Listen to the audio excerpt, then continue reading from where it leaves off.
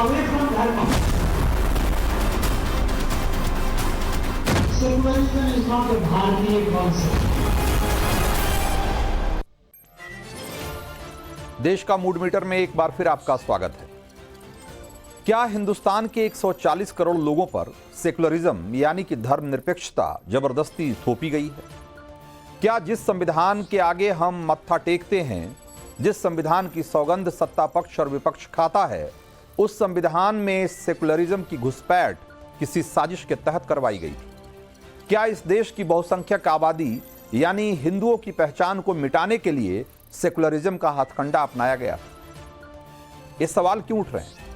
असल में तमिलनाडु के राज्यपाल आर.एन. रवि ने एक बयान दिया है, जिसकी वजह से आज ये सवाल देश की सियासत के सेंटर में आ चुका है। राज्यपाल आर.एन. रवि ने कहा है कि सेकुलरिज्म यानी कि धर्मनिरपेक्षता भारतीय नहीं बल्कि एक यूरोपियन कॉन्सेप्ट है। यूरोप में चर्च और राजा के बीच की लड़ाई को खत्म करने के लिए सेकुलरिज्म का कॉन्सेप्ट लाया गया था। राज्यपाल रवि ने दावा किया है कि हिंदुस्तान के संविधान निर्माताओं ने भी यह माना था कि हमारे संविधान में धर्मनिरपेक्षता की जरूरत नहीं है, क्योंकि हिंदुस्तान में धर्म और राज्य के बीच में कोई लड़ाई कभी रही ही नहीं और भारत का जन्म असल में धर्म आधारित हुआ है, इसलिए यह देश कभी धर्म से विमुख हो ही नहीं सकता। राज्यपाल ने आरोप लगाया कि दशकों बाद आपातकाल के दौरान इंदिरा गांधी ने कुछ वर्गों को खुश करने के लिए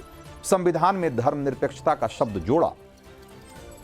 धर्मनिरपेक्षता पर रवि का बयान कांग्रेस समेत तमाम विपक्षी दलों के गले नहीं उतर रहा। सारे के सारे एक सुर में रवि को संविधान विरोधी बता रहे हैं, देश विरोधी बता रहे हैं और मांग कर रहे हैं कि इन्हें जल्द से जल्द राज्यपाल के पद से बर्खास्त कर देना चाहिए। जाहिर है कि पॉलिटिकल माइलेज लेने के लिए राज्यपाल के बयान को मुद्दा बनाया जा रहा है, लेकिन इस शोर में यह सवाल नहीं दबना चाहिए जो बयान की वजह से उठा, और वो सवाल यह है कि क्या भारत के संविधान में धर्मनिरपेक्षता किसी एजेंडे के तहत डाली गई थी और वाकई में सेकुलरिज्म का भारत से कोई लेना देना नहीं है? धर्मनिरपेक्षता भारतीय कॉन्सेप्ट है या यूरोपियन? अगर ये समझना हो तो उससे पहले समझिए कि धर्मनिरपेक्षता कहते किसको है। तो अगर सीधे और सरल शब्दों में कहें तो धर्मनिरपेक्षता को ऐसे समझ सकते हैं कि देश के अलग अलग लोगों का धर्म अलग अलग धर्म हो सकता है, लेकिन देश का कोई धर्म नहीं होगा। धर्मनिरपेक्षता का मतलब है कि राज्य की राजनीति में धर्म को अलग रखा जाएगा, राज्य की राजनीति धर्म से अलग होगी और सरकार के और उसके आधार पर किसी से कोई भेदभाव नहीं किया जाएगा। धर्मनिरपेक्षता का अर्थ किसी के धर्म का विरोध करना नहीं है, बल्कि सभी को अपने धार्मिक विश्वासों और मान्यताओं को पूरी आजादी से मनाने की छूट देना है। धर्मनिरपेक्ष राज्य में उस व्यक्ति का भी सम्मान होता है जो किसी भी धर्म को नहीं मानता। यानी धर्मनिरपेक्ष सरकार मानती है कि धर्म व्यक्ति का निजी मामला है, जिसमें सरकार तब तक हस्तक्षेप नहीं करेगी जब तक कि अलग अलग धर्मों की मूल धारणाओं में आपस में कोई टकराव न हो जाए या टकराव के हालात पैदा न हो जाए। अब आप ये सोचेंगे कि ये तो ठीक ही है, इसमें क्या गलत है, इसमें दिक्कत क्या है? सबको अपने हिसाब से अपना धर्म मानने की आजादी है और होनी चाहिए, और सरकार को धर्म विशेष के एजेंडे के हिसाब से चलना भी नहीं चाहिए। संविधान में भी यही लिखा गया है कि भारत सरकार न तो किसी धर्म या पंथ का पक्ष लेगी और न ही किसी धार्मिक या किसी पंथ का विरोध करेगी। यानी भारत का संविधान किसी धर्म विशेष से जुड़ा हुआ नहीं है। लेकिन अगर धर्मनिरपेक्षता वाला यह मुद्दा इतना ही सिंपल था, तो जैसा कि राज्यपाल रवि बोल रहे हैं, हमारे संविधान निर्माताओं ने संविधान बनाते वक्त ही संविधान में क्यों नहीं लिख दिया इस शब्द को, और उसकी प्रस्तावना में धर्मनिरपेक्षता का शब्द सेकुलरिज्म क्यों नहीं जोड़ा गया? तो उसकी कहानी भी जानिए। 15 नवंबर 1948 को संविधान सभा की बैठक में प्रोफेसर के.टी. शाह ने सबसे पहले संविधान के प्रस्तावना में सेकुलरिज्म शब्द या सेकुलर शब्द लिखे जाने की मांग की थी। लेकिन तब ड्राफ्टिंग कमेटी के चेयरमैन बी.आर. अम्बेडकर और उनके साथ साथ जवाहरलाल नेहरू ने भी संविधान की प्रस्तावना में सेकुलर शब्द लिखने का विरोध किया था।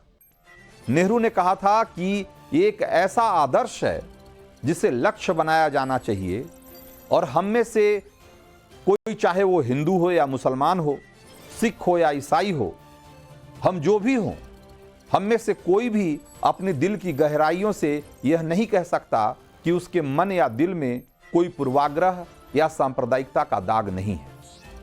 डॉक्टर अंबेडकर की दलील थी कि सेकुलर शब्द को शामिल करने की कोई जरूरत नहीं है संविधान में, क्योंकि पूरा संविधान ही सेकुलर स्टेट के कॉन्सेप्ट पे है, जिसका मतलब है कि धर्म के आधार पर किसी तरह का कोई भेदभाव नहीं होगा और सभी नागरिकों को समान अधिकार मिलेगा। जब संविधान सुनिश्चित करता है तो अलग से उसमें सेकुलर शब्द, अलग से धर्मनिरपेक्ष शब्द लिखने की जरूरत क्या है? और इस डिबेट के बाद सेकुलर शब्द को संविधान में नहीं डाला गया। कुल मिलाकर संविधान की आत्मा तो सेकुलर रही, लेकिन सेकुलर या सेकुलरिज्म शब्द का इस्तेमाल किए बगैर।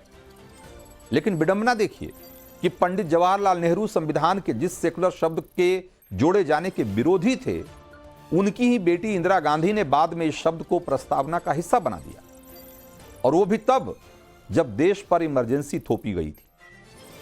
उसी दौरान इंदिरा गांधी ने 1976 में 42वें संविधान संशोधन के जरिए संविधान की प्रस्तावना में सोशलिस्ट और सेकुलर शब्द जोड़ा था। अब मैं आपसे पूछना चाहता हूं कि अगर 1975 में लगाई गई इमरजेंसी संविधान की हत्या थी, संविधान के मूल भावना के खिलाफ थी, तो उसी इमरजेंसी के दौरान संविधान में सेकुलर शब्द जोड़ना कैसे संवैधानिक हो सकता है? वो भी तब जब इंदिरा ने संसद को भी शून्य बना दिया था, सारी संवैधानिक संस्थाओं को पंगु बनाकर सत्ता को पूरी तरह से अपने कंट्रोल में ले लिया था।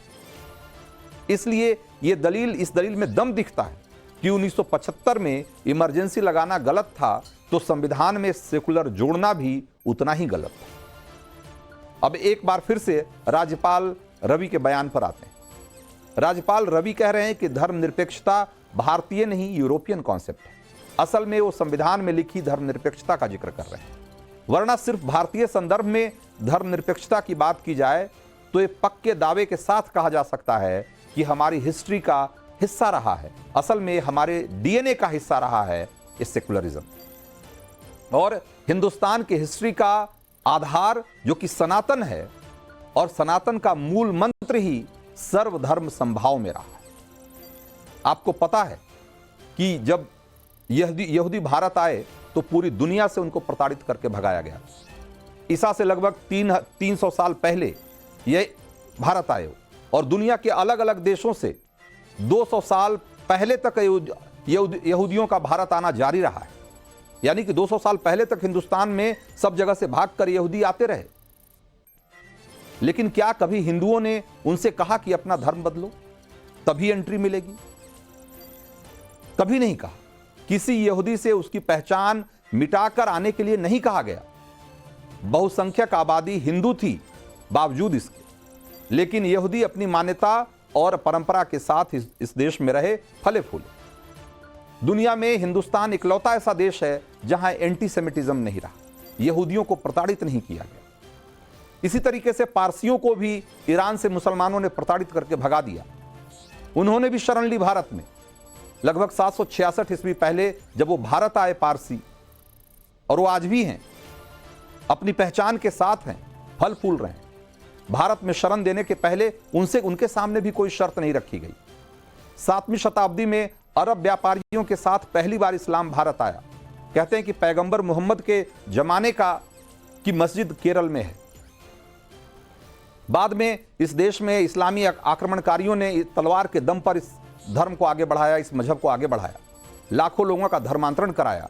लेकिन हिंदू हिस्ट्री में इस्लामोफोबिया शब्द नहीं मिलेगा आपको।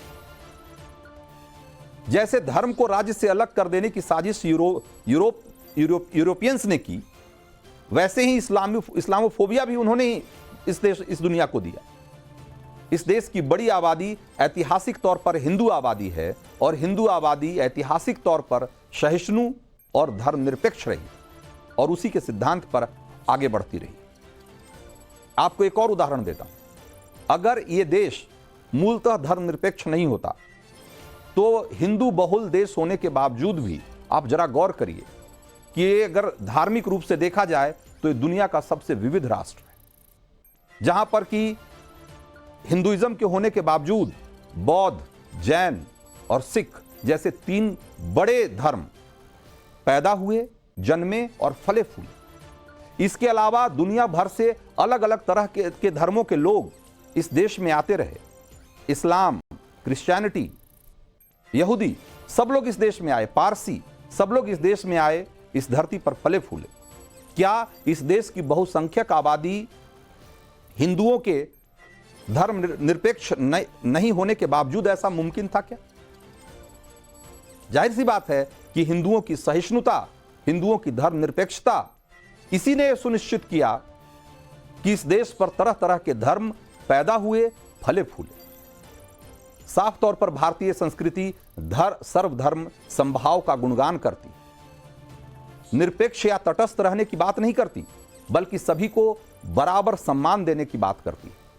लेकिन सनातन और इसके धर्मनिरपेक्ष के सिद्धांत पर सेकुलरिज्म ने कैसा प्रहार किया और उससे देश की राजनीति और समाज पर कितना खतरनाक असर पड़ा है, एक बार वो भी आपको देखना चाहिए। देश सेकुलर है, लेकिन मुसलमानों के लिए पर्सनल कानून है, और इसी सेकुलरिज्म के आदर्शों के मुताबिक देश के में अगर यूनिफॉर्म सिविल कोड लाने की बात होती है तो इसका विरोध करने वाले भी इसी धर्मनिरपेक्षता का हवाला देते हैं। असल में धर्मनिरपेक्षता से किसी को कोई समस्या नहीं, असली समस्या इसके सिलेक्टिव इस्तेमाल से। धर्मनिरपेक्षता के नाम पर जिस तरह की राजनीति चलाई गई, उसने दूरियां बढ़ाने का काम किया है, और इस आग में राजनीतिक दलों ने अपनी रोटियां सेकी। सवाल यह भी है कि भारत एक धर्मनिरपेक्ष राष्ट्र है, तो फिर यहां धर्म की राजनीति क्यों होती है? क्यों सीधे सीधे धर्म के हिसाब से टिकट देने की मांग की जाती है? क्यों धर्म के हिसाब से नीतियां और योजनाएं बनाने की बात होती है? क्यों मुस्लिम आरक्षण लागू किया जाता है? स्पष्ट है कि यह सारा एजेंडा उसी सेकुलरिज्म की आड़ में वोट बैंक को खुश करने की एक चाल होती है, और कांग्रेस पार्टी इस चाल को लंबे वक्त से चलती आ रही है। इसीलिए राज्यपाल के बयान से सबसे ज्यादा अगर मिर्ची किसी को लगी है तो कांग्रेस पार्टी को ही लगी, और लगे भी क्यों नहीं। आपको पता होगा कि 75 साल पहले की एक घटना मैं बताता हूं कि नेहरू ने सेकुलरिज्म का चैप्टर कैसे इस देश को पढ़ाया था, और वही चैप्टर माफ करिएगा आज भी कांग्रेसी रटते आ रहे हैं।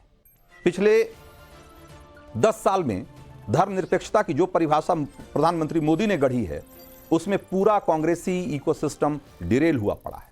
सबसे पहले समझिए कि नेहरू की धर्मनिरपेक्षता में क्या खोट था, और वो समझने के लिए एक कहानी समझ लीजिए। भारत के पहले राष्ट्रपति डॉक्टर राजेंद्र प्रसाद सोमनाथ मंदिर के उद्घाटन समारोह में जाना चाहते थे, लेकिन नेहरू ने इसका विरोध किया। उन्होंने कहा कि एक सेकुलर स्टेट के मुखिया होने के नाते आपको ये काम नहीं करना चाहिए।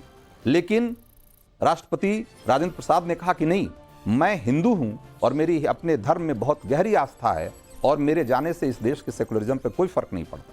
और वो गए और उन्होंने बाकायदा उस उद्घाटन समारोह में हिस्सा लिया। सेकुलरिज्म के नाम पे इस देश के हिंदुओं के साथ किस किस तरीके का छल होता रहा, इसका एक लंबा सिलसिला है। उस पर कभी और बात करूंगा, क्योंकि देश का मूड मीटर में वक्त खत्म हो रहा है, और हमारे साथ स्टूडियो में हमारे सहयोगी दिनेश गौतम आ चुके हैं। इसलिए मैं कमान उनको सौंपता हूं, और वो बताएंगे आपको कि बिग और बोल्ड में क्या है। लेकिन इस बात को समझिए कि इस देश में सेकुलरिज्म के नाम पर एक लंबे समय से एक छद्म सेकुलरिज्म का खेल चलता रहा है, स्यूडो सेकुलरिज्म का खेल चलता रहा है। उसको समझने और उसको डिकोड करने की जरूरत है।